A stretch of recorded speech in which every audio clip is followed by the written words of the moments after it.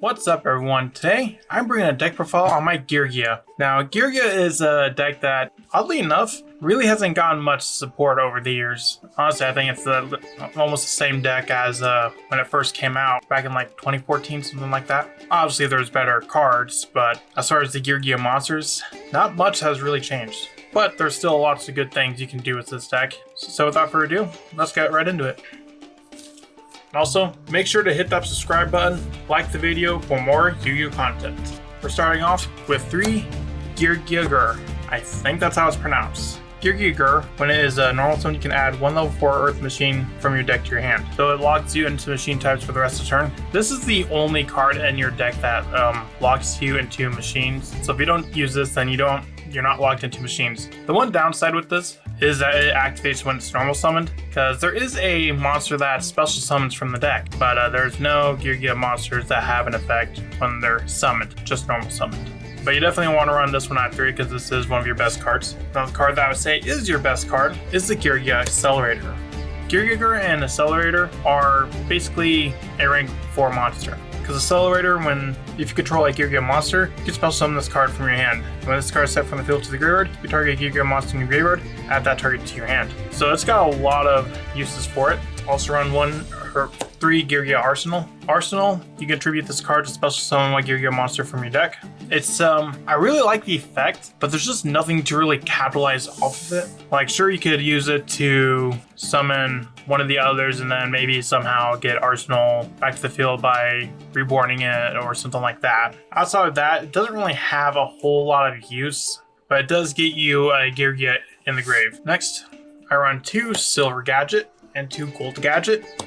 Silver and Gold Gadget are really good for this deck because when this card is normal or special summon, you can special summon 1 level 4 machine type monster from your hand. So let's say, for example, you have Arsenal, 1 silver, 1 gold, you normal gold, special silver, special Arsenal. So they're almost like just free extenders, and them plus any of the other Geargias is also in rank 4. I do run 3 Revolution Synchron as a way to make an extra negate because they are all level 4, so you can easily make a level 7 and 8 synchro monster. Since it's a machine-based deck, you want to run your Therion King Regulus, which I do run 2 of, as well as the newly put to 2 copies, so it's probably going to go to 3 next list, 2 copies of Redox Dragon Roller Boulders.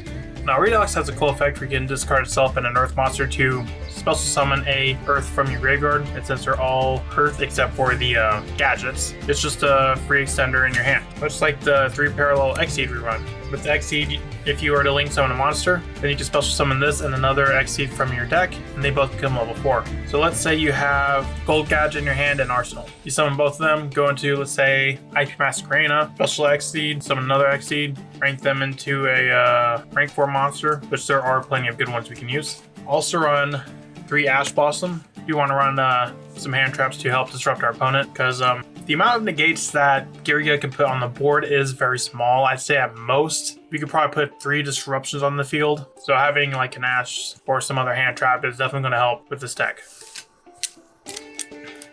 We went on to the spells. I run 3 Double Summon. Double Summon is really good in this deck, especially since you have a lot of monsters that require or get their best effects resolved when they're summoned, like the Geargia, but also it allows you to help extend and make more rank 4s. Next, I run 3 Five Desires.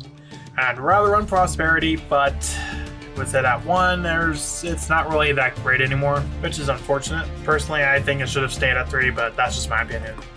Also run the 2 tuning for the Revolution Synchron, as well as 1 Monster Reborn to help extend. For traps, I run the 3 Imperm, and another hand trap I run. Probably should have put this with the monsters, but add it off to the side. 3 Nibiru.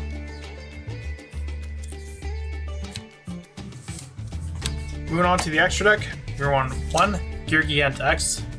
The one downside with the Geargia extra deck monsters, they're not that great. Like, trying to make a rank 4 strategy off of Geargia isn't the easiest, more so just because they only have 2 extract monsters, and the other one, the Geargia XG, is just not that great. Another thing you probably noticed is that I do not play the Geargianos. After testing it out a little bit, I found that the Geargianos just didn't really do anything. Sure, you can make Gigant XG, but it's not really worth it because Geekend XG just doesn't really do much of anything. It's a battle gimmick at best. So I just cut the Geargianos out and put in like more hand traps. Instead, what I usually end on is a copy of number 106, Giant Hand. When a monster effect is activated on your opponent's field, quick effect detach 2 to negate the target effect monster your opponent controls, and while that monster is face up on the field, its effects are negated. So it's basically kind of like a rank 4 monster negate.